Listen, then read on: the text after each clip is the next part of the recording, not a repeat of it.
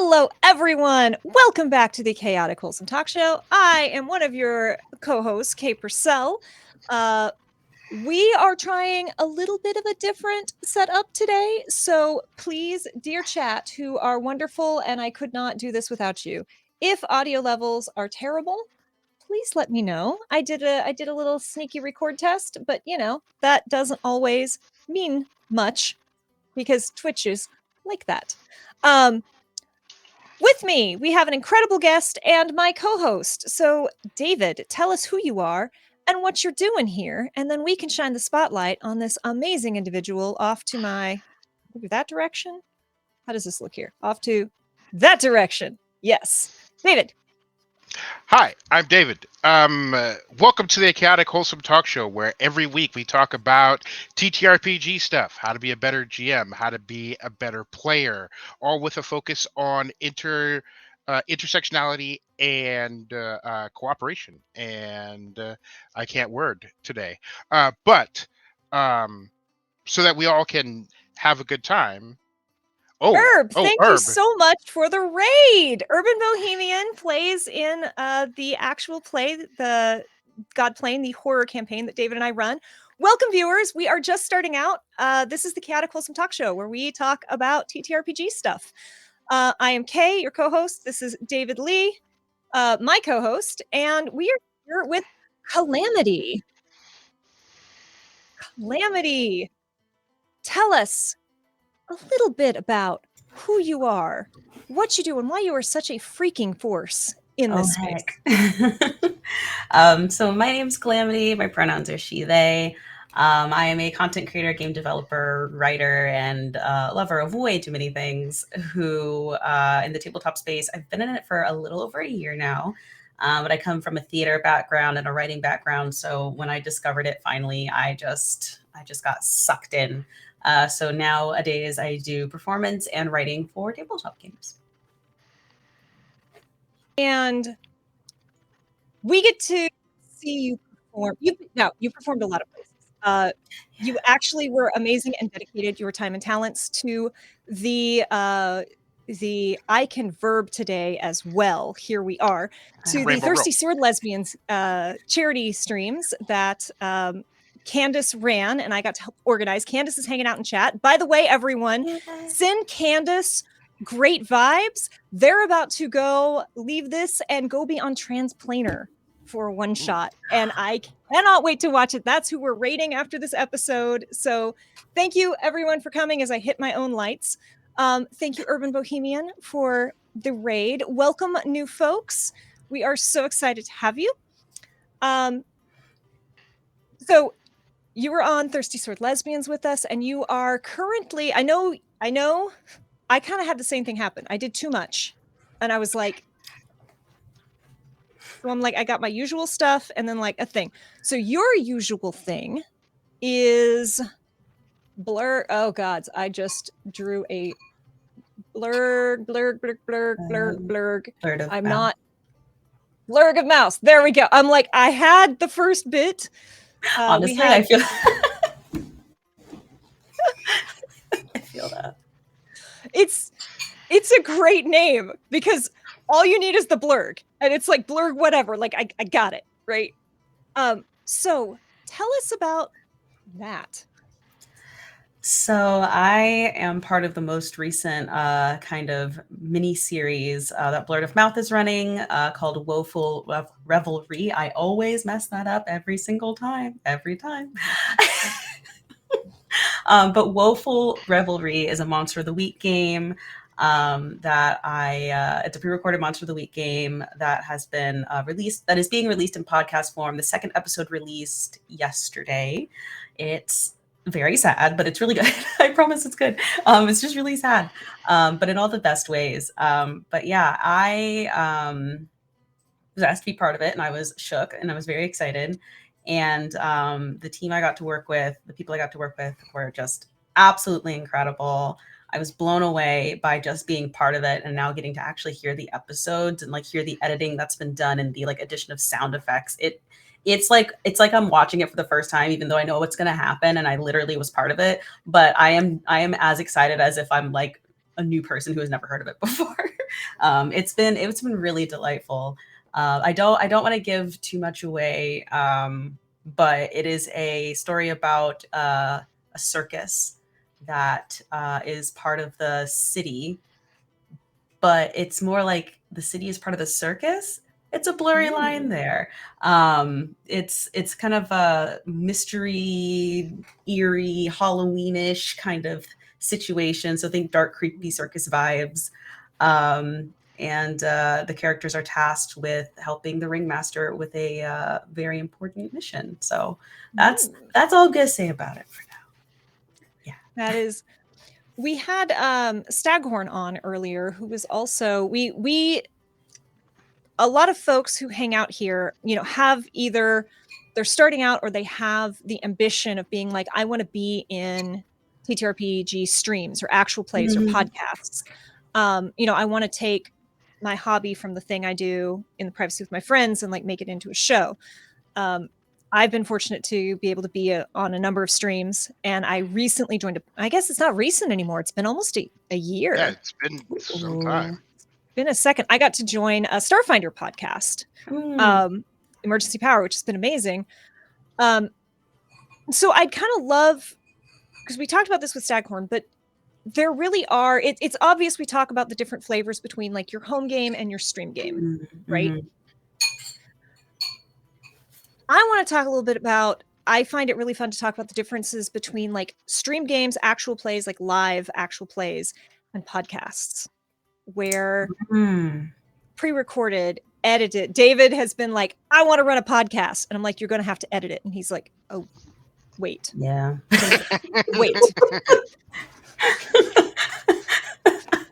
Same.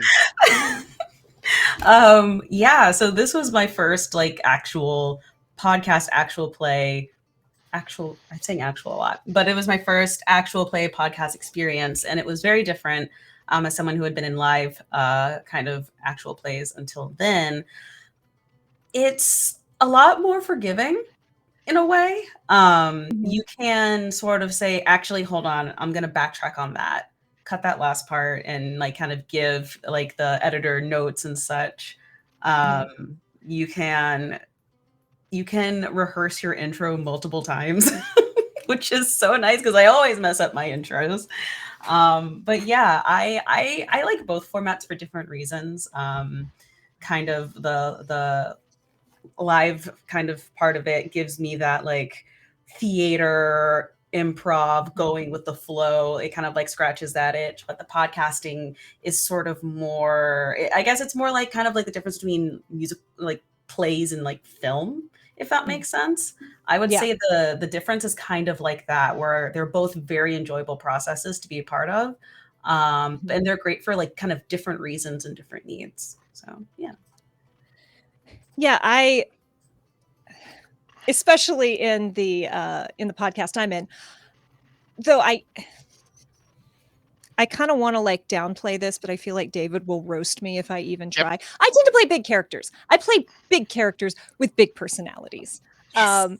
Various interpretation, but my Starfinder character is very dramatic and is prone to monologuing.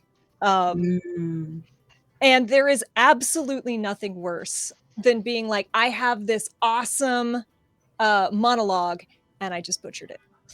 I just messed up a word, which is 100% not what my character would have done, but I just butchered it. And with podcast, I could be like, hold on. Let me take that again. Yep. Editing. It helps dramatic moments so much. And like in streams, be kind to your moderators. Thank you, moderators. These things run with moderators. Podcasts, thank you, editors. Thank you so much, editors. Thank you so much. But yeah, David, we have talked about this a couple times, I know. But do you have, as you're looking at, maybe do I want to do pre-recorded videos? Do I want to do pre-recorded podcasts? Do I want to try live plays? Do you have questions that occur to you? And chat, please. It's y'all are moving, and I thank you. I'm keeping an eye on chat. So if you If you have questions, please shout them out. We would love to hear them. We are a very interactive show for those of you who are new here. It's definitely been a year since Emergency Power Podcast. And for those of you who are behind, you should catch up. But no, Yes, David. Yeah, listen, pot and kettle. Wow. Yeah. Hmm. There is no lack of shade. Shade here, yes. I But only shade the ones I love. in my defense, I have been working behind the scenes on a couple of things Oh, for absolutely. a while now. Which actually reminds me about we have to start telling people about charity one shot this December. But no, so I'm looking at the Woeful Reverie, and so content warnings, trigger warnings are warnings for most people. For me, is like, is this awful enough for me to spend my time to listen to it or watch it? And so far, yes. Because unreality, body horror, possession, violence, yes, check. And as I've told Kaye many times, I've been off and on listening to this moderately long running horror podcast, the Magnus Archives. If you haven't heard it, please go listen to one of them. I have heard of it. Yeah. It's really good. And there are two things that really appeal to me. One is the way it is written and performed and presented really sort of gets the creative juices flowing, where it makes me think about how I do things. But also between seasons, they talk with the producer and the director and the writer and the actors, and it makes them all seem very human. Like they're very like, yeah, so when we got done with our 10-hour day at our job, we went and did this for like another 4 hours, and there we put a blanket over someone because we had to have them screaming at midnight, and we did it in somebody's apartment, and they couldn't, like, they had to scream like a banshee for 2 hours, and we couldn't have the cops called. And I was just like, oh, that sounds like something that I would put together. Having worked with a bunch of sound designers in video games, stories are real fun. And also, if you are into film or audio production, go dig up interviews for Foley artists. You will laugh and laugh and laugh. The amount of like Jello and pudding and rubber boots and plungers and pylons. They're not called pylons. Anyway, the amount of like random things that Foley artists are like, all right, so I just went out back and got an old window and then came back here, and then it's always hilarious. It's very, very fascinating. Please go do it. But I know Adam from the Mythbusters like did an entire episode where he just went through a hardware store, and like especially in the plumbing section is like, this is a part of a gun, and like just went through all the stuff you could buy off the shelf. It's like, this gets turned into a Hollywood prop, and this is how they do it. And it was like, oh, I can't unsee. It's like when you watch when the Star Wars prequels came out, and that communicator that's just a women's razor. Yep. It was like, yep, I can't unsee that now. Yep. But also cosplayers, if it's good enough for Hollywood, it's good enough for you. Cheese it, ham it, do it. And the number of futuristic pistols in low-budget sci-fi films that are just Nerf guns. That number is so much bigger than zero. It's so fascinating. I love watching those videos. It's something my partner was actually thinking of getting into because he did film audio, but he ended up moving on to other things. But yeah, I love watching those like Foley kind of like behind the scenes are so fascinating to me. There was Herb a says, great one on Cloudy with a Chance of Meatballs and how they were making the sound of the meatballs of the hamburgers raining Oh down. my gosh. Okay, I gotta watch that one. That sounds great. It's fun. Sorry. Herb says, I mean, we laugh at the lyrics "macaroni in a pot," but Foley artists were like, "Yeah, that tracks." Can confirm. It Yeah. tracks.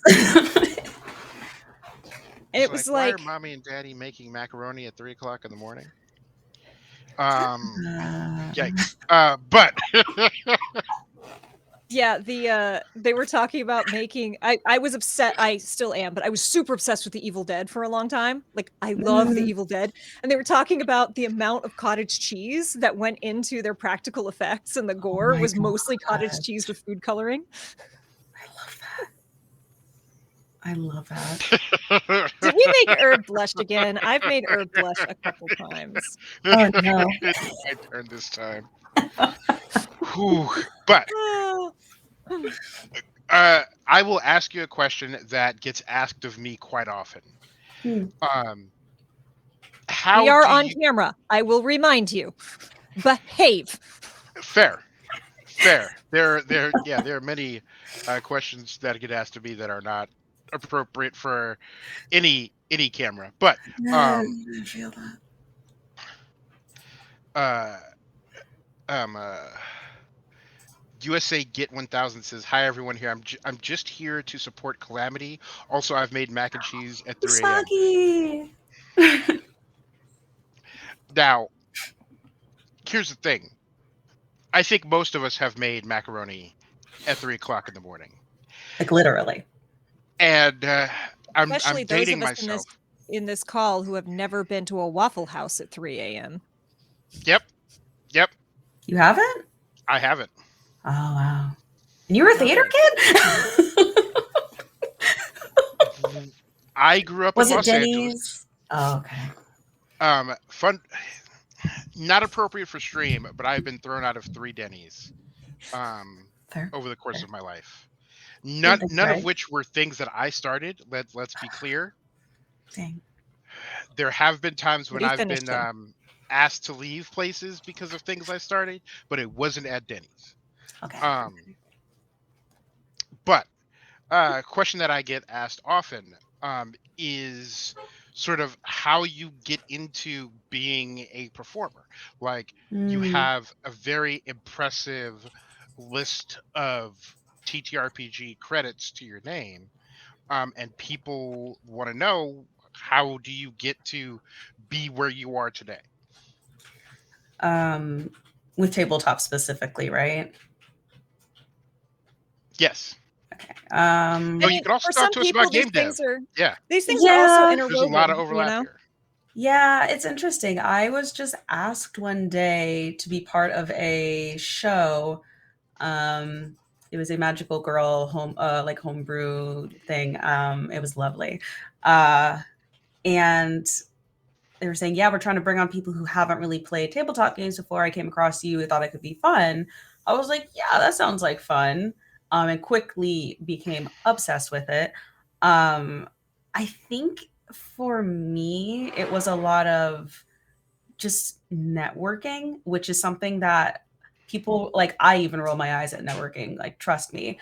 Um, but getting to know people in the space and kind of keeping an eye on postings and just kind of going for stuff is how I sort of got into it. I really didn't think I was more like, oh, this is fun. I just want to keep doing it because it's fun. Um, and whether you want to get into it for fun or as like a career path or whatever, I think that definitely getting into the community is one of the biggest aspects. Getting to know other people in the space. Um, and watching various shows. I know that a lot of people start with like the bigger ones, like Critical Role and Dimensions 20, which is great. But I also think that there is a lot of value in watching like smaller productions as well, because they don't have that budget behind them, but they still manage to make some incredible things. And I think watching things like that makes it seem less daunting. Less like something that is like so high I'll never get into it. It's like you can start like with those shows, and there's nothing wrong with it, and you can create incredible stories. I think just being willing to create incredible stories with people is kind of how I got into it and where I started. Granted, I was a content creator before, so I had a little bit of a presence online before I got into like tabletop performance. But yeah, I think I actually kind of forgot the question because you're also talking to a neurodivergent. Right, getting into it. Yeah, I honestly just say go for stuff because that's one of the biggest hurdles I know for me is just go for stuff. Yeah, I spend a lot of time both in TTRPGs and in game dev telling people like, especially, non-masculine, non-white people, a white dude would do it. A white dude would apply. So all the confidence in the world. Don't eliminate yourself. Make them tell you no, because while being told no sucks, it's better than not even going for it. The answer is no until you ask the question. You immediately increase your odds by 50% when you ask the question. Yes. And I can tell you, like, and especially, I feel like I'm in an interesting position because what little, notoriety I have comes from the video game side of things, and I'm making my way into the TTRPG space. And I had like a whole list of creators that I wanted to work with, and I'm like, but I'm not like big enough. I'm not like known enough yet. But I was, Saucefire, who's hanging out in chat, was running an incredible 24-hour D&D charity stream. Nice. This man DMs for 24 hours straight for children. It's insane. That's insane. Hero. And someone else was like, hey, we're trying to find sponsors. And I'm like, oh, my company might be willing to sponsor. Also, I play. And got to play, ended up in a chat with Urban Bohemian, who obviously I'm a fan, have been a while, had a great time. And then when we were pulling together our second campaign of Godplane, I'm like, well, I would really like to work with Herb, and I will ask, even though they'll say no, because, they don't have time for me. And now I'm getting to run a game with Herb, and I keep breaking them. And his face journeys are incredible, and I regret nothing. So don't be afraid to ask, because, again, Sauce knows this very well. Running a 24-hour charity game, trying to find different groups of people. When you're trying to run, how many is it? 6 groups of 6? I can't math on the fly. That's so many people. So many people. And obviously trying to pull a mix, like Sauce is really awesome about, I don't want it to be, all white dudes. I don't want it to only be big creators. I want it to be like, Sauce is really thoughtful and gets told no a lot, and sometimes nicely and sometimes not. And we've had discussions about like, I don't think I'm going to ask this person again because this is how they reacted. And it's like, yeah, cool. Like, protect your heart. But if you don't ask, like, the number of people who are, I'm like, hey, I've got a dinky little talk show. Oh yeah, I'd love to be on it. Really? You? Okay.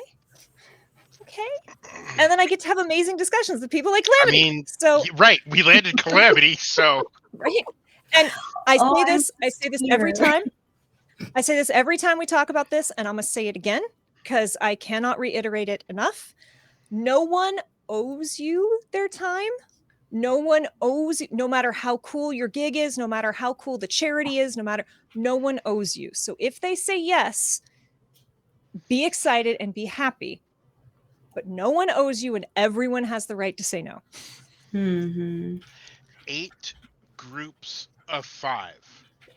That's 4. Kaye, I'm going to say this to you. I'm going to say it to you on stream, on camera, so that no one can ever. We are not doing a 24-hour charity stream. No, we are not. No. Fair. No. I am not metal enough to be Saucefire. Yeah, not happening. 40 people. That is insane. That's incredible. Wow. It's because David hates children, especially the ones in hospitals. The stream is for extra life, y'all. Also, Sauce is so, if you have not watched any of Sauce's charity streams, they are so funny because he just starts chucking magical items at you, right? Yes. So you end the game and you've got like 4 magic items. And he's like, and you get to bring those with this character into any game or campaign you play in after this. And if your GM tells you no, they hate children in hospitals. Good. Mm. This is the kind of power play I like to see. Yes, Mercy Road is excellent. I know things about the next one, but I won't spill because it's not my secret. But one thing I do want to talk about, because I loved watching you play on TSL. I loved watching. Tell us about characters, because I'm super character driven and I know how I like birth characters, but everyone has their own little way. So I want to talk to you about creating characters and where your ideas come from, and which ones are you like clinging to versus which ones are you like, I'm gonna try this out, like this is a one-shot only thing. I will say I get a lot more attached to characters than I mean to, generally. I know those feels. Don't come at me like that. I'll just make a little one for a one-shot. Cough, Iris, and Woeful Revelry. I love them so much. Anyway, yeah, I guess it kind of depends.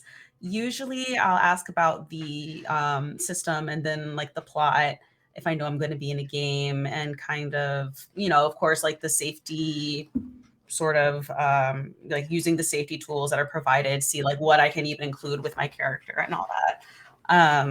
But then it's a lot of, one of my biggest methods is Pinterest boards. I'm a big Pinterest board, like aesthetic maker. And usually I'll sort of start with building a board for the actual game itself or the one shot of the campaign. And I'll start like pinning stuff that reminds me of the campaign that's being built. And then usually from there, I'll say, oh, this person could be in a world like that. Let's explore that. And I'll kind of go on a path. And from there, develop a character. I'm trying to think. A lot of my characters are either very tired or very energetic. As is their right. As is their right. A lot of the characters I played so far are one or the other. And I think I do tend to gravitate towards characters where I can sort of explore. I'm really big on like character interaction and relationship building with the other people at the table and exploring relationship dynamics. So I do like creating characters where I can sort of do that in various ways.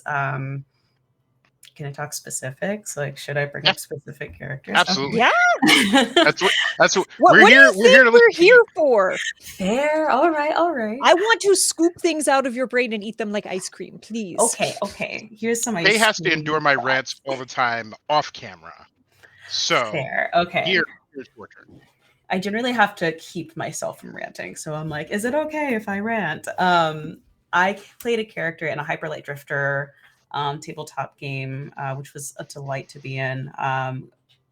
And I played a character, Alala, who was very new to like adventuring and like being out in the world. And one of the fun things about that is my character had a dark secret that was never addressed in the entire campaign. But that is the sweetest torture. Right? I was like, I was waiting for a chance to bring it up, and I'm wondering if I should, like, honestly. We'll leave it in limbo.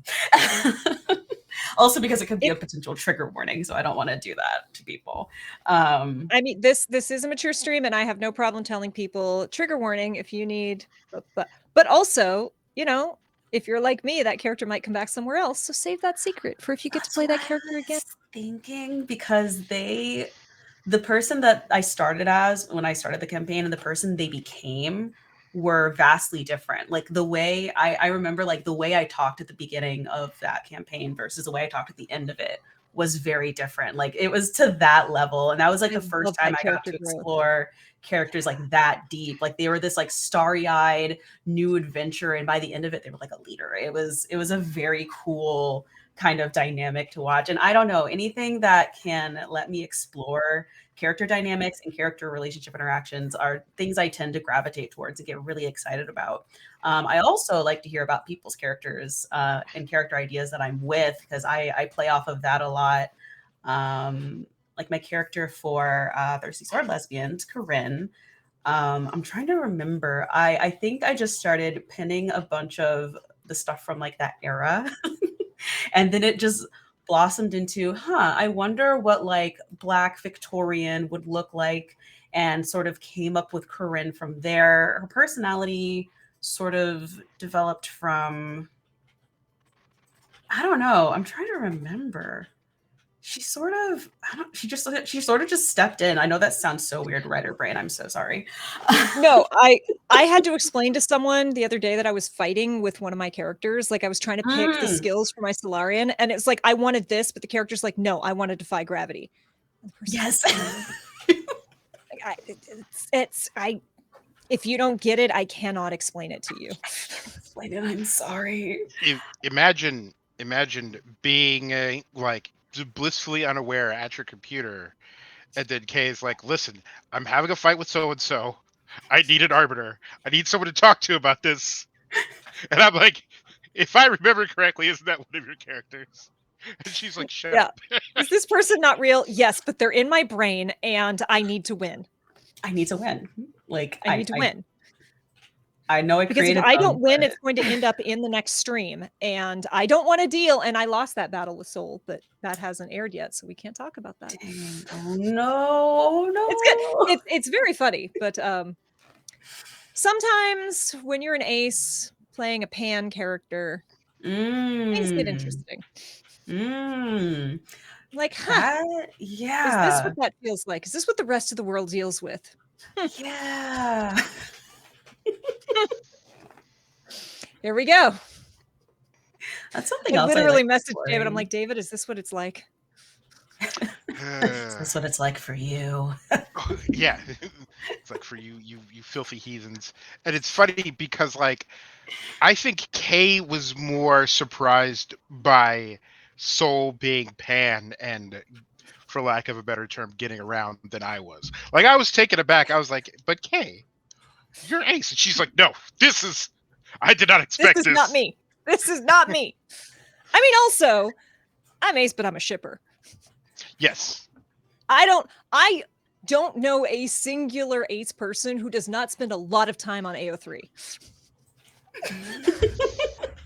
Yes. I can't explain it. It's what we do. Listen, I just like shipping people together, okay? Leave me alone. Right. I don't need or want any of that in my life. No. But if those two don't get together, I'm gonna murder everyone. Yep. So I just discovered this ship today, but if anyone hurts them. Right. The worst are when you accidentally, like have you ever been tricked into a ship? Because I have. Yes. And it was Huxlow. General Hux and Kylo Ren. Everyone's like, I shipped them. And I'm like, this, what? No. And then like I started and I'm like, okay, like hate sex. Okay, I get, oh no. This actually makes the entire movie makes more sense. Not that I want to watch the movie again, but this makes it make more, oh no. Yeah. Heck. Yeah. Also, I love stuff like that. To be on the outside of that, there are about 6 months worth of memes just out of that revelation. I got so many memes about these two dudes. All of them not gold. just because this is the thing. I was not super into the movies, but then I found texts from the First Order. And if you've not seen the Twitter account, Text from the First Order, it's like texts from last night, but with the Star Wars characters. Interesting. And big lesbian, aggressive Brienne of Tarth, what is her character name? Is just mwah. Mwah. my gosh, I cannot think of her name. But yes, just Gwendolyn. No, Gwendolyn Christie. No, Gwendolyn Christie. I was about to Yes. say, is that I think Yeah, it's Gwendolyn that's her, Christie. that's her real name. Yeah. Yeah. I got something. I'm like, no, there was a whole series about like, they're like, you got to stop leading on straight guys. You're a lesbian. You're not going to sleep with them. She's like, but it makes me feel better. It's fun. It's like, Why not? this guy Done. told Check. me it wasn't very ladylike for me to drink more whiskey than him. So I called him a bitch. I'm like, this is exactly what she would do. I love this. I love exploring stuff like that. That's like my bread and butter. I love that kind of stuff. Yes. Yes. And like, Captain according Phasma, to text from last night, she is Hux's wingman, and it's just like, it's so good. It brings me joy. I don't even like those movies, no. but I love text from last night. And this is how you know that third movie was bad. Yeah. First movie, all the memes started. Second movie, all the memes started. And I'm like, okay, third movie is coming out. Text from First Order is going to come back. None. Not even a singular. I'm like, okay, well, that meme crashed and burned. But I want to ask because I know, like, I have characters I've never gotten to play. I have characters that I play in campaigns, but also can be dropped in other places. But then I very specifically have characters that are a subset that maybe in campaigns may not be, but are like, I'm like, these are my one-shot characters. Because I find, especially in one-shots of charity stream, like the shorter things, often there's a lot of really big personalities. Yeah. And you have a very short amount of time to meet everyone, establish everything, tell a story, and like share the spotlight. So I have two characters, Roxy and my the druid. Why did I lose the word druid? Who are great for kind of these, like, they come in, they're kind of quiet but positive and really uplifting, and so I don't have to compete for screen time because anyone does something cool and they're like, oh, that's really cool.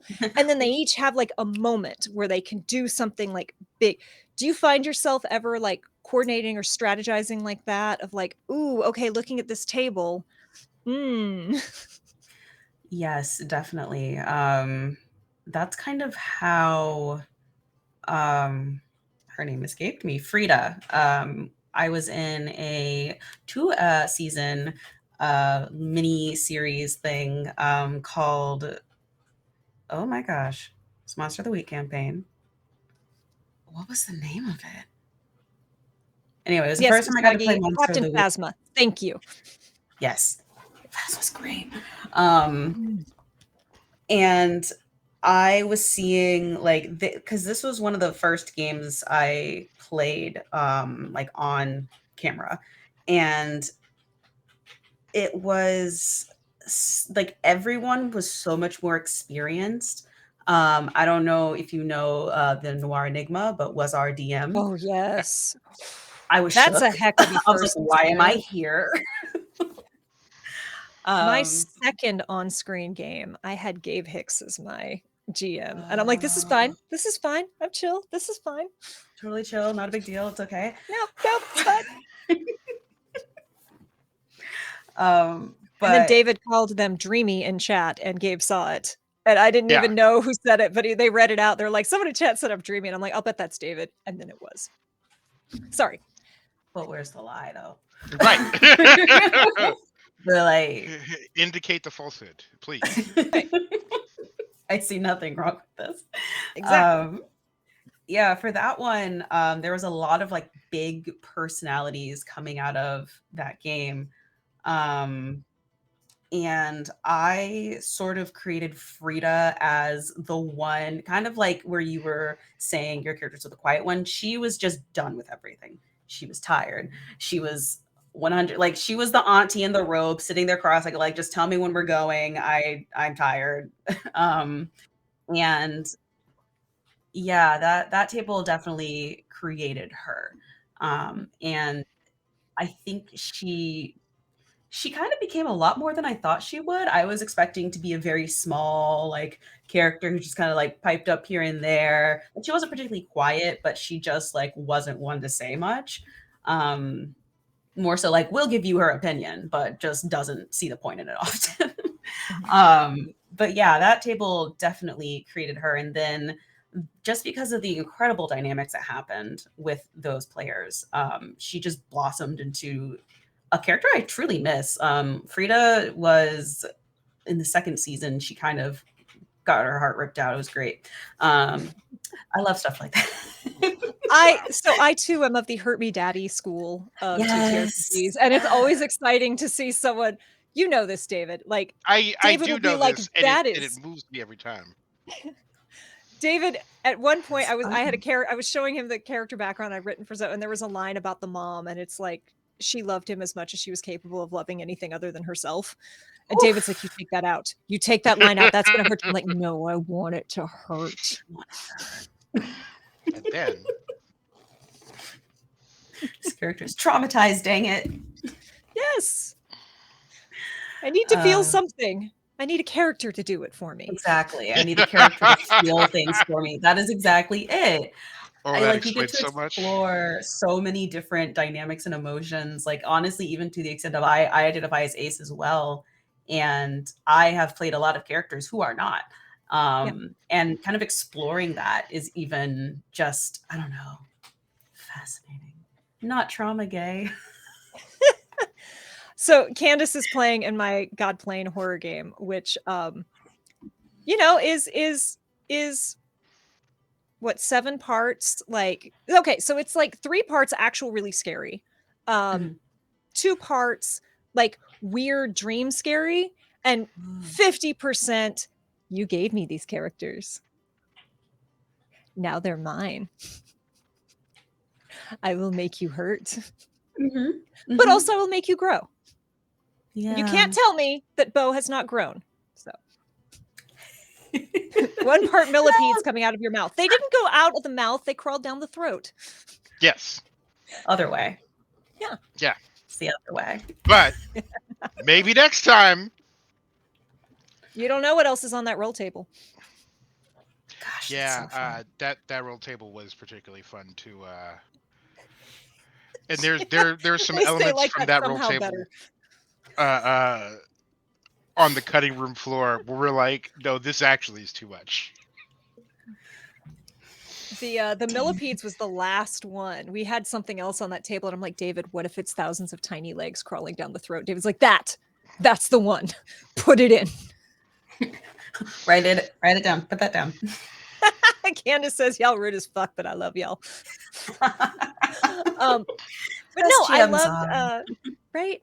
I loved the talk about, you know, characters with secrets, because Mhm. my Starfinder character, so I joined the podcast, which had already been running for 2 seasons. And Mm. so I kind of got to have a little bit of advantage of, I got to listen to the first 2 seasons, kind of construct a character that would fit with this group. Mhm. But I was also coming in at a level 6 2 Mm. seasons into this. So I'm like, okay, I built a wanderer very specifically so my GM could plug me in just about anywhere. Yeah. But I got like layers of secrets. And at first, like I show up and I'm very obviously a shady character. And the crew's like, okay, no, you're cool. Yeah, you're helping us. That's fine. And we're just getting to the point where they're like, we got some questions. I'm like, not going to answer them. You're going to have to make me answer them. Have fun with that. They're like, it's so much fun having a secret. And it's a wonderful torture because you start dropping hints. At least the way I do it is I start dropping Mhm. hints really, really early, offhanded comments. And then like Mhm. 2 months later, they're like, did you? But then I'm also playing a liar. So there's also lots of lies sprinkled in. So there's all sorts of theories evolving Oh, around this, which is making it very entertaining. And it's a twin frustration of like, I desperately want them to ask, Mhm. but also I really enjoy them not knowing. And I'm it's not so hard to telling. decide when do I reveal things and when do I not? And am I tell me if you had this thing too. I'm constantly going, am I being obvious enough? Because you know, if you've GM'd, you know you have to Mhm. drop like 3 times as many hints as you Mhm. think the party needs. Mhm. And I feel like it's even potentially more with a player with a secret because the party isn't looking for it. Yeah. They're not trying to outsmart you because you're not the GM. Yes. Yes. Yeah, I've definitely been there as well. Biggest of the yups. By the way, I remembered the title of the Monster of the Week game. It's called Trouble in the Second City. Trouble in the Second City. Yes. I see David's on Chicago. it. Thank you, David. But yeah, that one was fun. I forgot what the initial question was again. I'm so sorry. Secrets. Playing characters with secrets. Oh, yes. It's such a fun and torturous thing for a player, for me as a player, to have characters with secrets. Because like you said, you're like, ask me, but also I'm not telling, but also ask me. Because drama. Yeah. Dang it, I love drama with characters, with fictional characters. I also love drama that I don't have to be involved in. Like, oh, that's blowing up over there. I'm gonna watch that. I'm not touching it. Yeah. Y'all's a mess. Yeah, I would not have done that.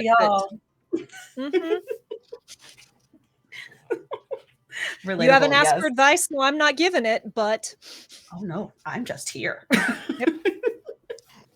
I'm just sitting back. Yeah, I think to an extent, every player, I think the best characters definitely have things that are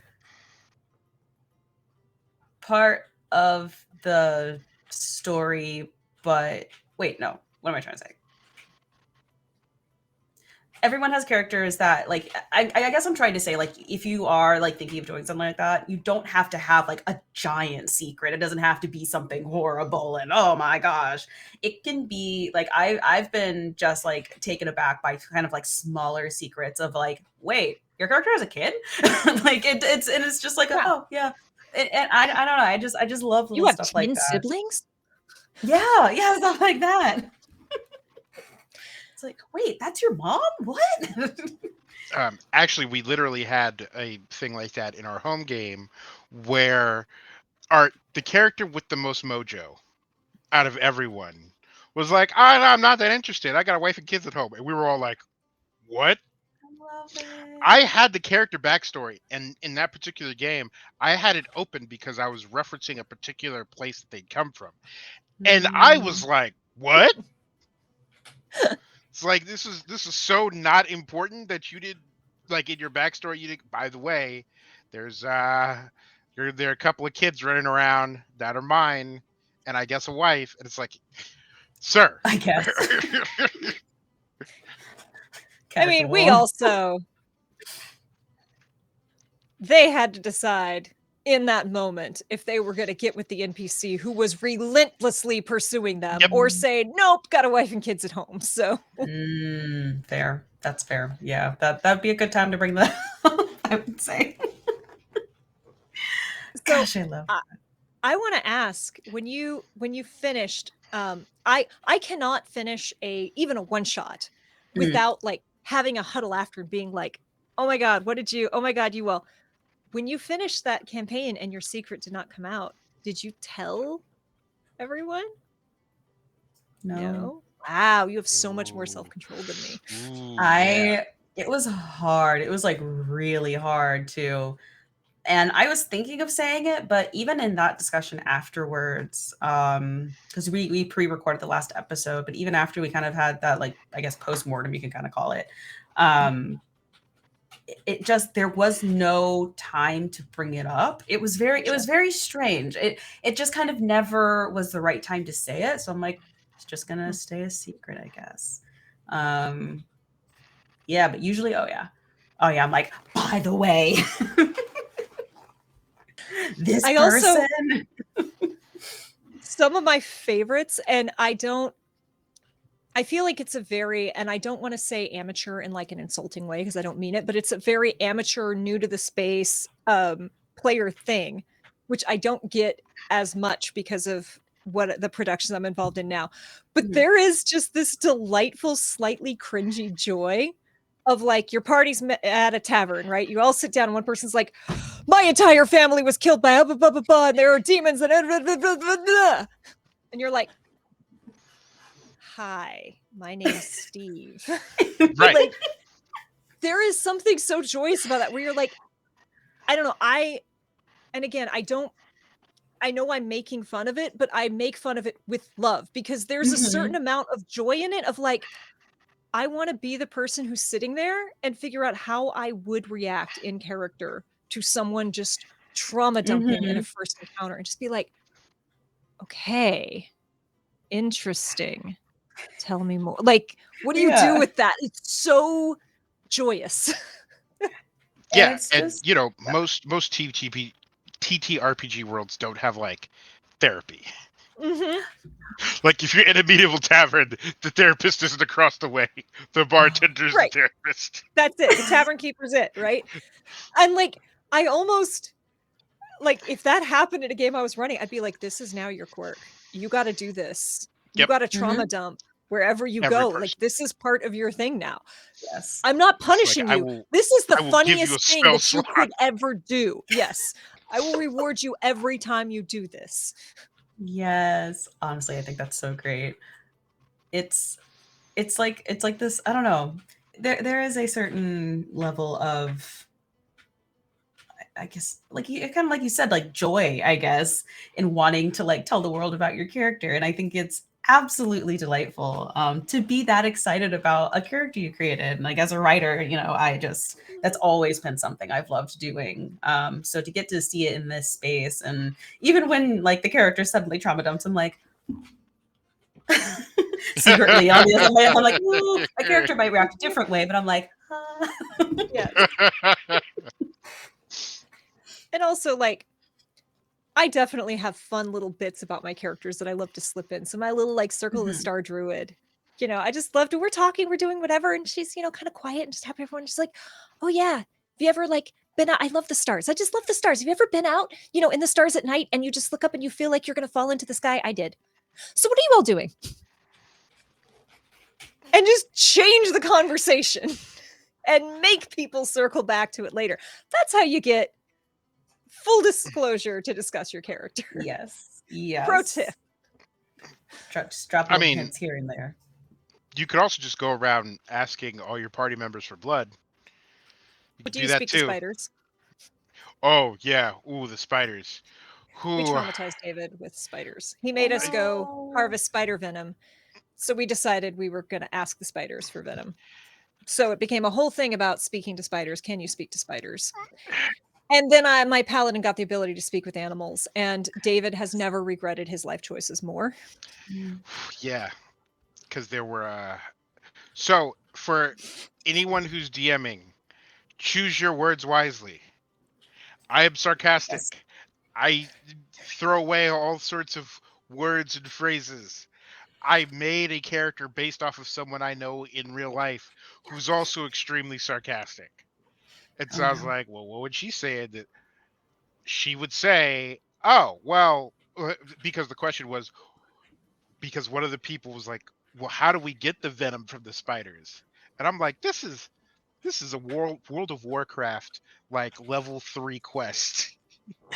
You go bash it out of their skulls. Like you break off a mandible and you squeeze it. Like, yep.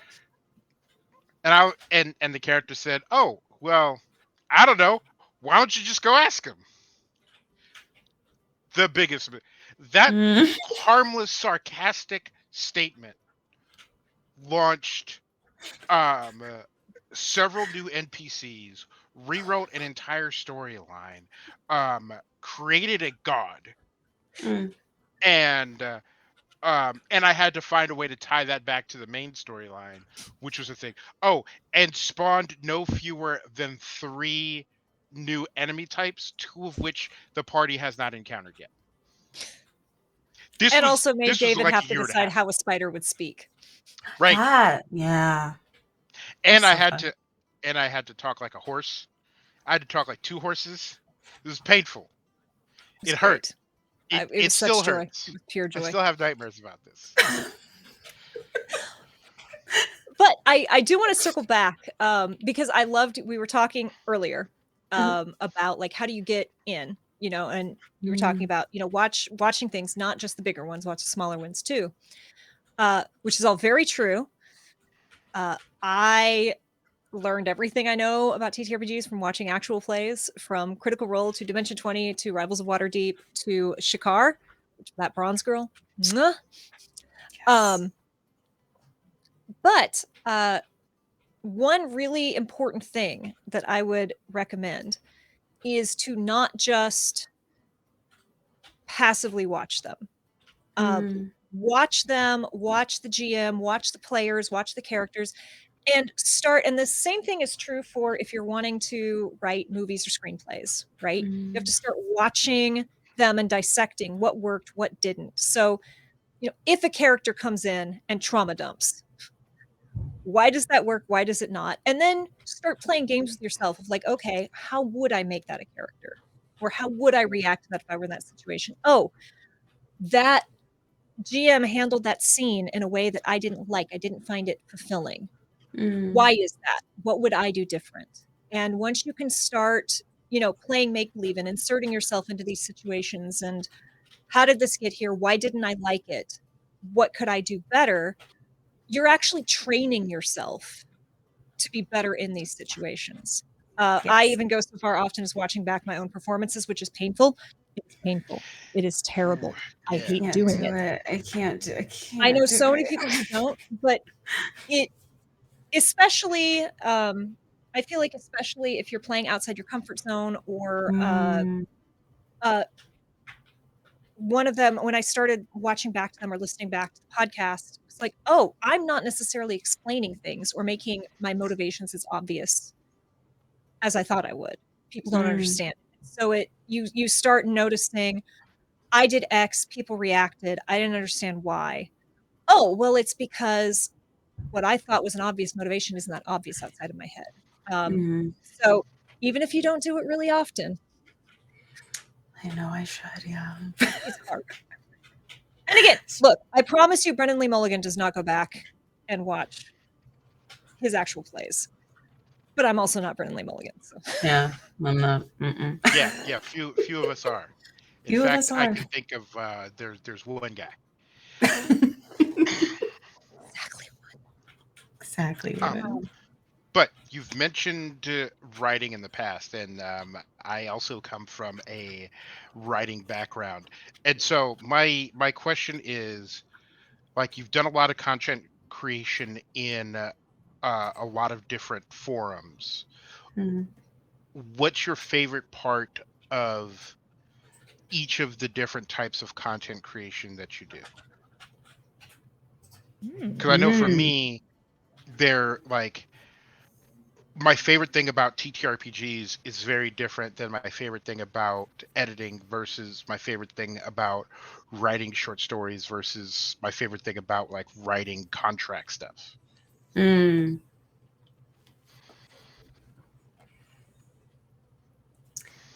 It's interesting. When you first started asking the question, I thought you were going to ask what kind of connects them all. We can So start with my that. brain went there first. That's fine. You can steer this boat. I'm down. Yeah, we can Oh start there. no! Well, I was just gonna say that, like, I think a lot of my love and motivation for everything I am involved in is storytelling. Just different forms of telling stories and like sharing stories. But I would say in tabletop, it's getting to embody and explore those characters on like a very like a one-on-one level, kind of like you would in theater, which I have a theater background as well.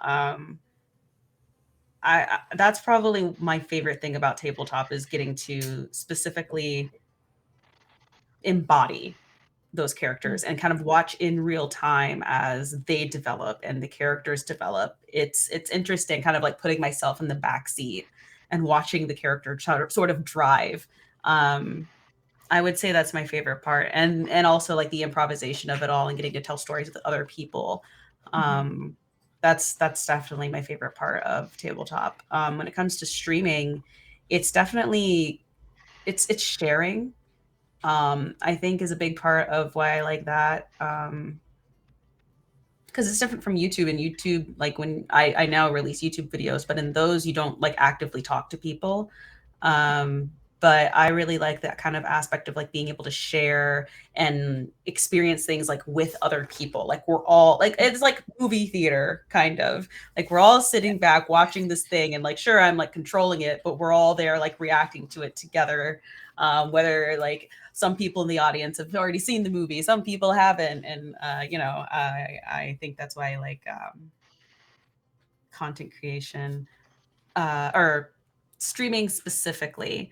When it comes to writing, gosh, that's a hard one. I just really love creating new things, creating worlds, and I find a particular joy in putting faces that you're not used to seeing in genres into those genres. I love putting people of color in fantasy and sci-fi as the heroes, and not just like side characters, or like little check marks of we're diverse. I just love doing stuff like that, and I think I think writing and game development sort of both go together with that. It's getting to control those stories, and make sure that the team, and because I do narrative design, so it's making sure that what the team wants gets realized in every aspect. Um, yeah, I would say for writing and game development, that would be my favorite part of that one. I think I touched on everything. I do too many things. I'm sorry. So what you're I do way saying too many is things. late at night you're bored. Got it.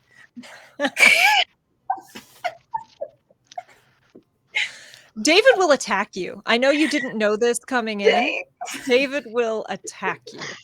Look, I know plenty of people It's fine. where there's never they're always, and what they all have in common is I will get a message late at night. They're like, I don't know what to do. I'm like, what do you mean? It's like, well, I was thinking about this thing that I was working on. I was thinking about this other thing that I was working on, but it doesn't really like grab me. And I was like, you're doing 17 things right now and none of them grab you? And they're like, yeah, I'm bored. And I was like, okay, Yeah. great. Yeah, I really What's the want to next write this project? thing, but that character's not talking to me, so I can't write it because they're just not talking to me. They're not talking to me right now. But what else? That's the only thing I want to work on, but I can't do it. So, and I've got 4 shows in man. Netflix that I'm part of the way through, and I want to finish all of them, but I'm not in the headspace for those right now. So And I'm just going to text you my I've nightmare and see if we can write it into a game. Yeah. many times. So this is something that I have said before, and it is something that I am parroting from J. Michael Straczynski from like at this point like 15 years ago. I don't believe in writer's block. I don't believe writer's block is a thing. I think if you have writer's block, either your idea isn't interesting, you don't believe in what you are working on, um, or you need to come at it from a different angle. There's a big difference between that and what people like Kaye and other people go through, where it's like there's a certain headspace for different types of creation, and sometimes you can't force yourself to change tracks from one type to the other. And that's really something I had to make peace with myself earlier this year, and Kaye will tell you, is like I've been stuck on cosmic horror. Like bring me the authors that are super racist, and all the things that they write down. I'm gonna read them and process them. Listen, H.P. Lovecraft he's a sinner, okay? He's a sinner. That man is illegal. But he also gave us Cthulhu, so you know. But and I haven't seen Lovecraft Country yet, but when I heard they're making a TV show packed to the gills with people of color based off of Lovecraft, I was like, yes, yeah, please do this. Do this, because Yes. this This is man what we is want. spinning so hard in his grave. He's generating enough energy to light Los Angeles. Yep. And that's what I'm here for. What we all want. But Kay and I are working on, in addition to God Played, which we were working on at the time, and the charity stream, which we were working on at the time, and this other project that we're not talking about yet. Kay and I were working on other stuff too. If you can't tell, Kay keeps me very busy. Um, she is a cruel taskmaster. She is the meanest chef in the culinary academy. Um, but my brain could not just switch off horror. And so I was taking these light, fluffy things, and then I'd be like, We had this great and little intro to D&D beginners module. It's super friendly and fluffy, and it's all about exploration, and you can do heavy combat or no combat. And this mofo. and it would just I would just always dig up something like, and then a monster descends from the sky, or then you look over and your arm is a tentacle, and you look back and it's not, and it's just like, Yeah. okay, You look but back and the tower that you just escaped is a throat. I'm gonna I put love one that. of those down right now It's pretty great. because that's really good. Wow, that's gonna live with me for a while. I occasionally improv things in God Played, and David's like, what was that? I'm like, I don't know. We're just going with it. this is the thing now. We're here. Exactly. But no, like, it's true, because a lot of, like, David Bowie would write music, but also painted, and needed to, like, sometimes it was like, I can't do the song, I'm gonna go paint a thing. But yeah, so like if your brain is on a track, especially if you're a serial procrastinator like me, like I told Kay like 2 weeks ago, there was some documentation she was waiting on me from, and I was like, don't worry, I'll get that stuff to you tonight. And she's like, uh-huh. And I'm like, no, no, no, no. I have work that needs to be done by midnight. And she's like, oh yeah, then I'll actually get it. I'm like, yeah, nothing motivates me more than having something else that I need to do. Like if I need to be doing A right now, then all of my ideas for B are just a mile a minute. Mm-hmm. Oh wow. Ooh-wee. But yeah, I would like to backtrack because, you talked about all the things you do. It's very impressive. I am also manic depressive. So yes, I have a billion things going on at all times because boredom equals depression. So I have to be able to jump onto something else. Dr. B yells at me about it. That brings up the other thing of burnout, which is it's a thing. Even when you need productivity to be happy, sometimes your brain chemicals are like, you will get none of it despite you've now done too much. Wanted to talk a little bit about that because especially a lot of us in the space, I know Herb does, we work full-time jobs. And then we also stream. And we also do TTRPGs. And we're also trying to work on our own content. And we're also trying to make art or commission thing or also do all of these other things or refreshing madly for a figure that costs way too much money to come out because you must have it. You cannot live without it. You must, yes, indeed. So obviously, let me be very clear, there's no miracle cure to prevent or cure burnout. There's no surefire way to not, but there are tactics and there are coping mechanisms and there are ways to identify that, maybe I'm overdoing it. And I would love to hear if you have any of those while you juggle all of these things, plus relationship, which I don't. So, Yeah. This is the closest I got to one. Right. Oh, I mean, those relationships are very important too. Absolutely. And I'm still way too demanding because men ick.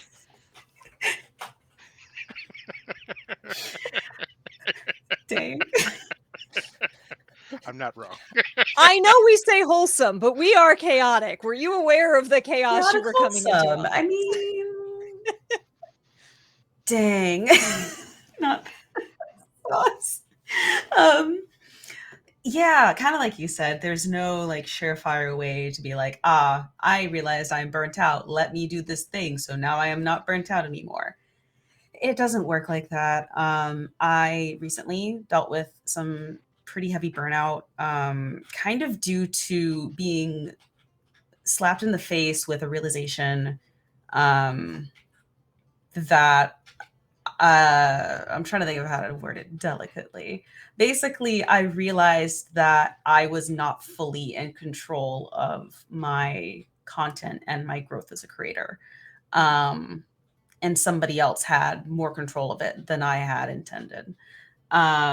So it was a very strange situation of sort of getting hit in the face with that and kind of seeing, oh, I've been going nonstop for the past year and a half.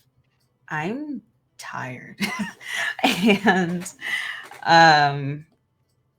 I think I know for a fact I'm still dealing with it. It's been a little over a year since that. But I would say that for me, what helped was, and I didn't do it at first. I'm very bad at, I'm like very bad at managing burnout. I just like to say, do not do as I say, not what I do. Yes. But the things that helped me were forcing myself to not do anything, which was difficult, especially if you are a person that has a brain that isn't nice to you when you're not doing anything. But doing that made me listen to myself more. People do this in different methods. Some people do meditation, some people do, and I think meditation, a lot of people think it's like, oh, you sit there in silence and you breathe. Like, there's different forms of meditation. Painting can be a form of meditation. Walking can be a form of meditation. So whatever sort of works for you to let your brain kind of go, and you just kind of listen to it.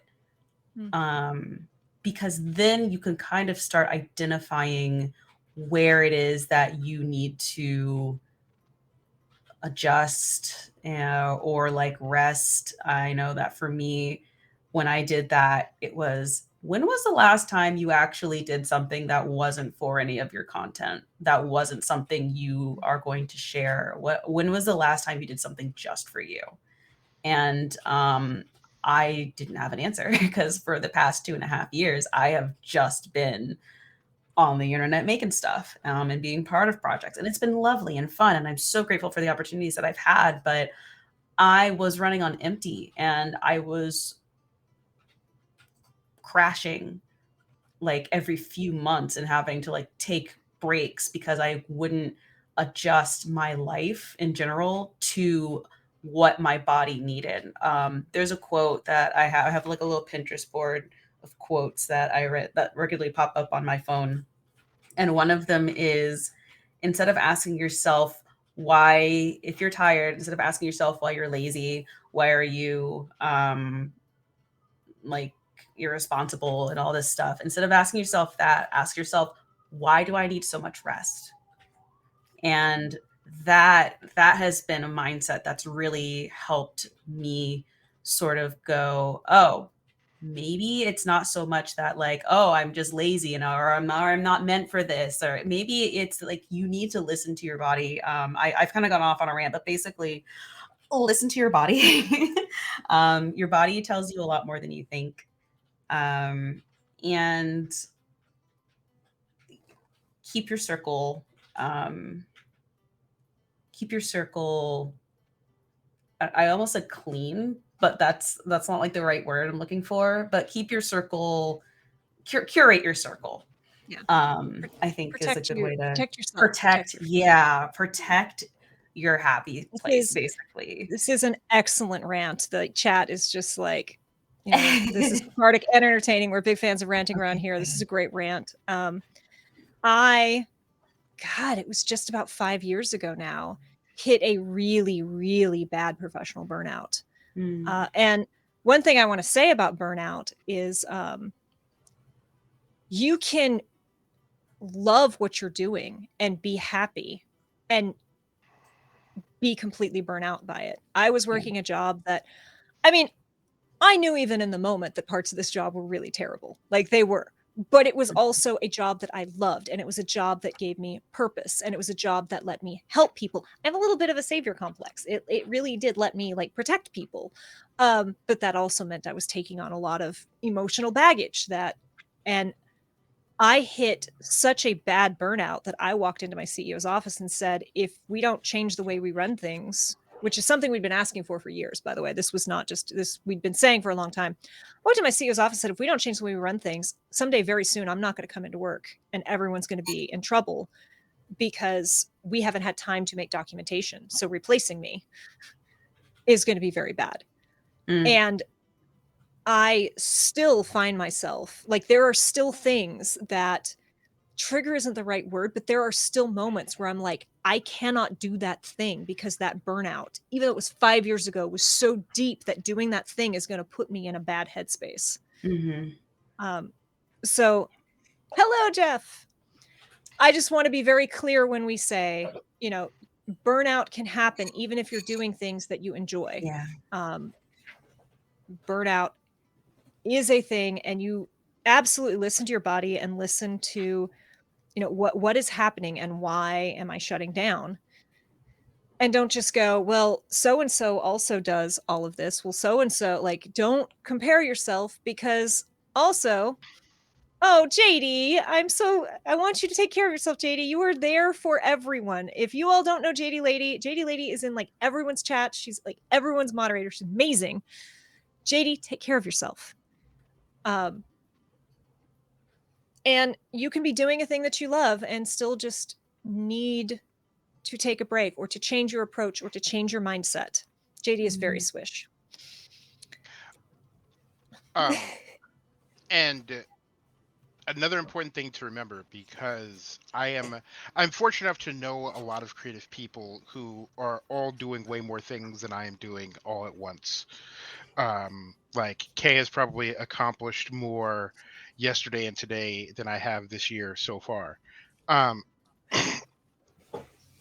but other things in your life, like it sounds really obvious, but other things in life can and do impact your productivity. And so if you're beating yourself up for not accomplishing a thing or not writing or editing or whatever you're doing, uh, step back and remind yourself that the other parts of your life take energy too. Um, and that, oftentimes the other parts of your life take all of your energy. Like, I remember I had a job where I was at the office 6 a.m. to 10:30 p.m. every day for 4 months straight. Um, Gosh. and it was only Monday through Friday. But I would get home Friday night at like 11:30. I'd be like, "Great. I have this whole weekend to do things." And then I'd wake up Monday morning and be like, "Oh, nothing happened. Absolutely nothing happened." And that's because I needed to, and I was getting frustrated that I wasn't accomplishing all these other things. Um, but it's important to remember that your day-to-day life takes a toll. And in an era where so many of us have one and a half, two and a half, three jobs and other ambitions outside of work, it's okay to say I don't have the energy to accept that you don't have the energy for it. And the other point that I would remind everyone is to be patient. Because Kay and I have had this problem before where there are 10 things we want to do. And we're like, all right, let's do all of those things right now. And then we look up a month later and we're like, why aren't the 10 things done? And it's like, well, because it takes your average person 2 years to do one of those things. Um, But it and of should take course, me 2 hours. So right, I don't see how that's relevant, David. right, right. Yeah, Kay will get it done in Don't half be the like time, but me. half the time still is a Don't be year. like me. Uh, so I'd argue that most people who sit and watch this talk show and who have an interest in the TTRPG community aren't just fans, they're also creators or have Mhm. ambitions to be creators. And it's important to remember that building things take time. Like Mhm. like we're doing our second run of Godplane. Godplane, the first time we worked on it 3.5 months. And that was after discussing the idea of it and sort of like playing around with it for I think an entire year prior. Mhm. Um, and so we had a year of like kicking around ideas, and then 3.5 months of like sitting down and doing it. And then in season two, it took us a number of weeks to adjust things and retrofit things and dig up ideas that we had for the first one, didn't use for the first one, and even just going through our old notes took a week. Um, so don't be in a rush. I mean, like Calamity, like you've had a writing project that took a long time. I'm sure you've run into like NaNoWriMo and the 1,500 words a day for all. 1,500 words is a lot, and then to do it Yeah. 30 days in a row is a lot. It's a lot. I don't set Um, myself up for failure like that. I know myself. I will not do it, and then I will be mad at myself, and then I will not write for a very long time. So I just don't do that. That is right. not a thing for me. For That's other people, that's I know other fair. people who do it and do amazing things and feel super empowered. And if that's you, great. If that's not you, it's not me either. I still make some pretty okay stuff, even if that's not the thing that I could do. Mhm. And honestly, the the best writers that I know personally have all failed NaNoWriMo. And when I say failed, I don't mean like failed once or twice. I mean every time they've tried it, it has not worked.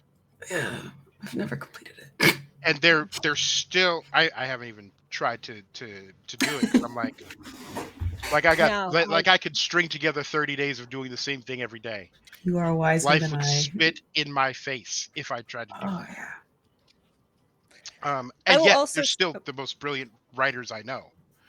And I do not throw that around lightly because have I read some trash.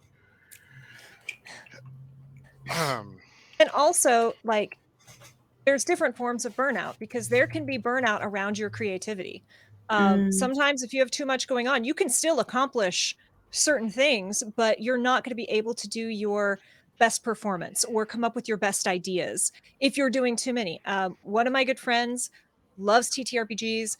Uh, I don't think she would mind if I called this out because we have discussed it. Like Cozy Spoon, who was in the first season of Godplane, we always like to try and bring in one person who's new or new-ish to D&D or the TTRPGs because it really adds a breath of fresh air to it. And Mm. there's really great. We did an entire episode on that. I'm sure we'll do another.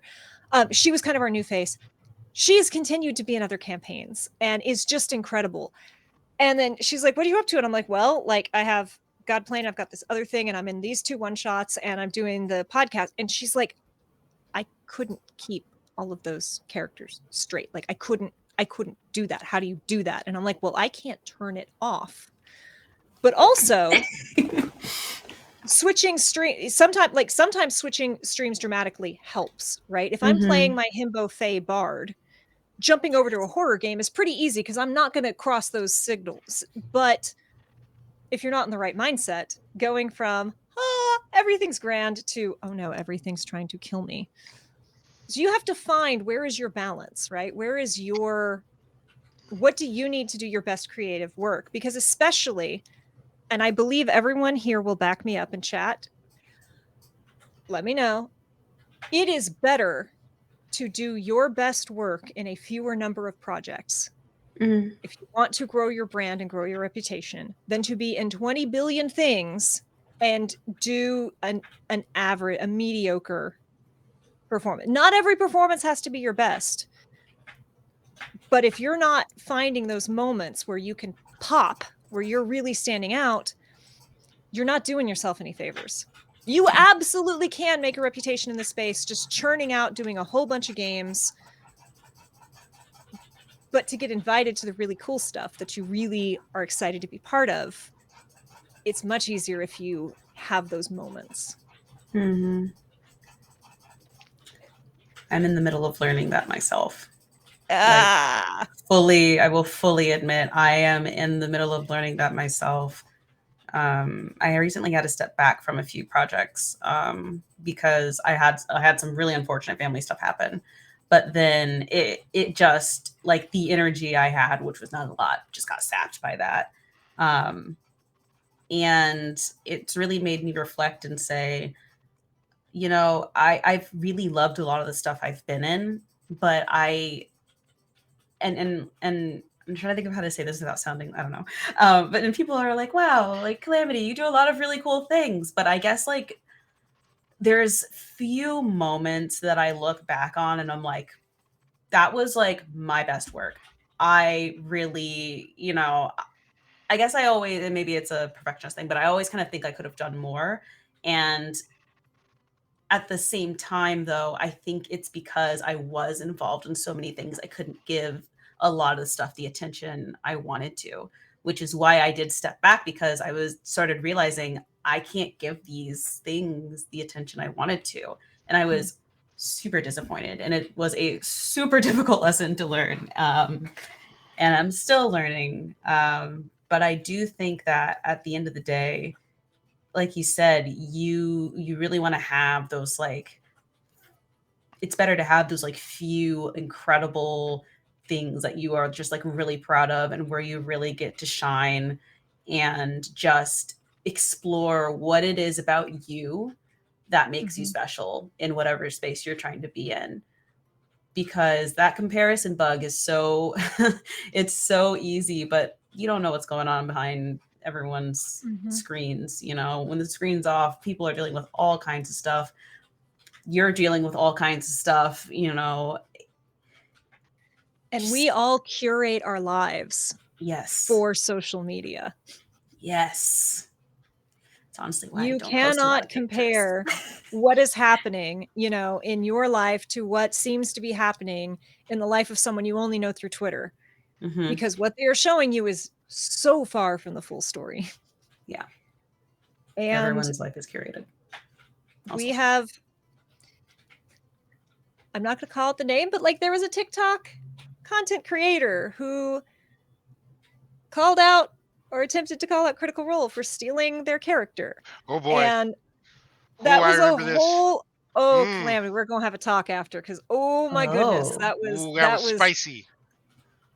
I didn't know about this. So so it was a white woman who was accusing Amy Carrera, a person of color, of stealing her character because they were both based off of an opal, a stone. They were named Opal. They both had opalescent hair. And she's like, but I'm playing a character of color and she's playing a character of color when she's white. And it was there were so many started screaming reverse racism. Like, I didn't make this about race. You all started making this about race, telling me that I couldn't play a character of color. And it was just like, and then there was, like, she was actively taking art off the internet and putting it into her campaigns, paying people to trace art and make it her character. And then is screaming, "You're stealing my character." And additionally, at this point, Critical Role was pre-recorded. This is recent enough where, so it was like, she's like, my stuff came out early enough. There was no way. I have 1 million followers on TikTok. There's no way they could not have seen my. Do you think Matthew Mercer is watching your TikTok? Right. I promise you, Matthew Mercer is not trolling D&D TikTok. Yeah. I promise you. He's not a high schooler. He's not on the TikTok. And so when it very first came out, as most of these things, she put forward a very heartfelt, convincing thing on some of the surface level stuff. And so a lot of people came to me because I used to do DMCA, copyright, and trademark takedowns. So they were like, hey, you're a person who knows about this. What do you think? And I'm like, right. And then it was a time that was, and it was in Abria's game too. And her demands to Critical Role was I want you to credit me I that heard about this. I created this part. character, and I want to play Be on it. in the game. Like, I want a guest seat. And it was like, it was delightful. It was, yeah, Amy Carrero is too busy being a voice actress to troll your D&D TikTok. She's too busy being She-Ra, Right. Well, don't fight And with She-Ra. Don't fight She-Ra.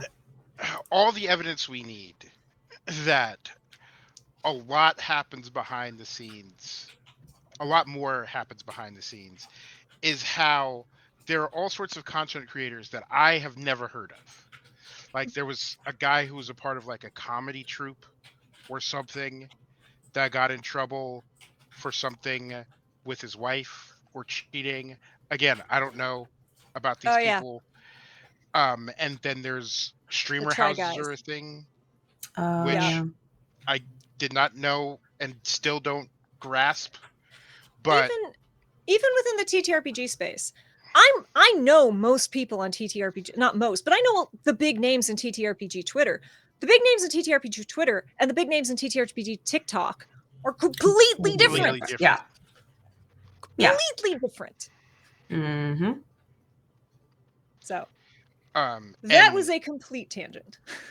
Yeah, and you just see over and over about how people behaving badly bubbles up, and there's always like this cadre of people who are like, no, so and so would never do that, and it's like, you've only seen them on TV. Like, you've only seen them on the screen. I'm gonna circle back to what Calamity said earlier about like curate your circle. Not just like good people. Make sure you got a person or 5 in your circle who will tell you you're being a Karen. Because we all see something and go, oh my God, is this too close to my thing? Did I have this idea? Did I say this somewhere? Like, it is a natural thing to want to protect your thing. And if you don't have a David to tell you, shut up and sit down. Yeah. Go change your haircut and think about what you're saying. You're going to make an ass of yourself. Yeah. No, it's so true. That is another really important part of curating your circle is have people that'll call you out. If the circle is just there to hype you up, that's not your people. And make sure that you are willing, like, make sure you are tight enough with the people that you're really leaning on that if they are doing something dumb, you can say, maybe don't, and they don't immediately cut you off because you don't need those people either. No. I tell all my closest friends, I am a good enough friend to you to tell you things you don't want to hear. And thankfully, she's not watching right this second, so I can roast her.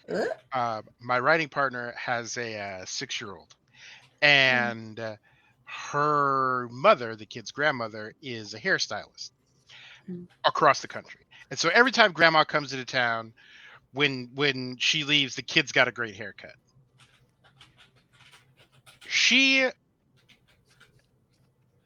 Kid's hair got wild. I was like, okay, your kid's starting to look homeless. You got to deal with that. And she's like, okay, I'll take care of it. The next day, I run into this kid, and I'm like, why do you look like you were named Braden Jaden the Third? It's like, it looks like you're gonna name your kids Hunter 20 years from now. What are you doing? And I said to her, I was like, listen, I'm not saying that your kid looks like a doofus who hunts squirrels, but you might want to clean that up. And now Remind I got a me lot to of tell you flames the by squirrel text tale in Michigan story sometime. Okay. Why do so many people I know have squirrel stories? Like, every person is like, okay, listen, there was this thing. I grew up in Texas and I thought I was redneck. I went to school in Michigan, and apparently, instead of having coal in their stockings in Michigan, when they go hunting, they cut the tails off the squirrels, and whoever is the worst person in the family gets a box full of squirrel tails at Christmas, wrapped it under the tree.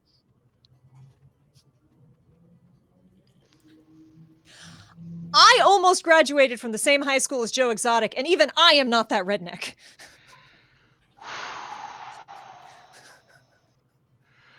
Not Joe Exotic.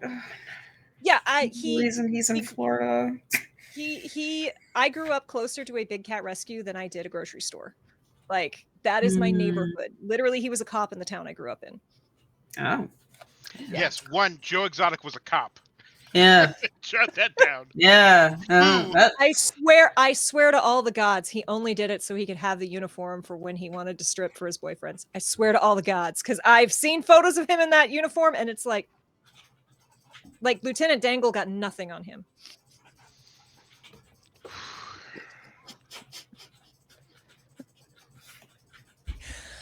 just I think we actually broke Calamity. yeah, just I'm still stuck on the box of squirrel tails. Box of squirrel tails. I learned about this. I'm like, what do you mean? They're like, yeah, we have squirrel meat, but you can't eat it because it's full of BBs. But we got the tails, so that's all that mattered. And I'm like, they're like, we got bear meat because we used to have midnight barbecues. And someone showed up and they're like, yeah, my family went hunting and they gave me a bunch of bear meat. And you ever cook bear meat? No. Well, we're going to cook bear meat and a bunch of squirrels, but we got to be real careful because it's full of BBs. But we got the tails. We got everything but the tail. Like, So I didn't know bear.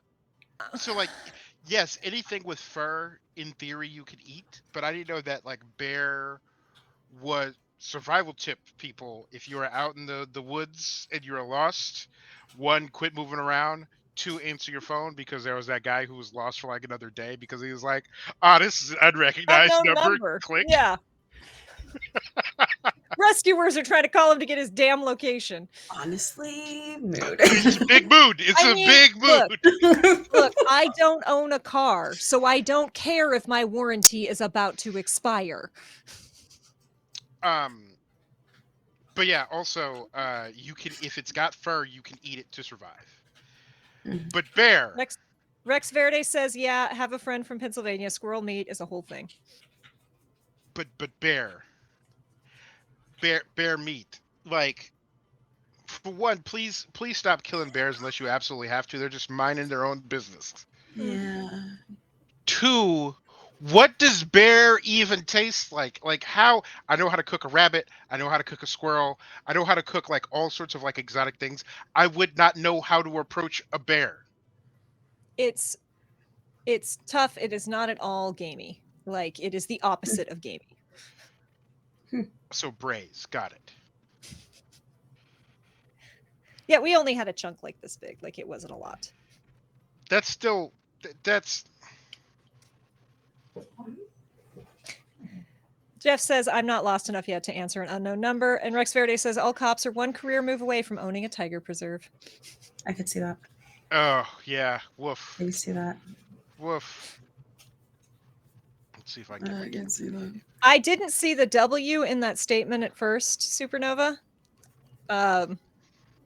Black bears don't want to fuck with humans. Brown bears and polar bears, on the other hand. I did not see the W. Oh. And I'm like, oh, is this where we're going now? I was not aware this was where. Okay. No, we're good. Okay. Listen, bears are not ostriches, okay? I thought that was dolphins. Dolphins too. In the long ostriches, ago, in case you don't know, ostriches will do mating dances, but often for humans. Some of them will do mating dances more often for humans than they will for other ostriches.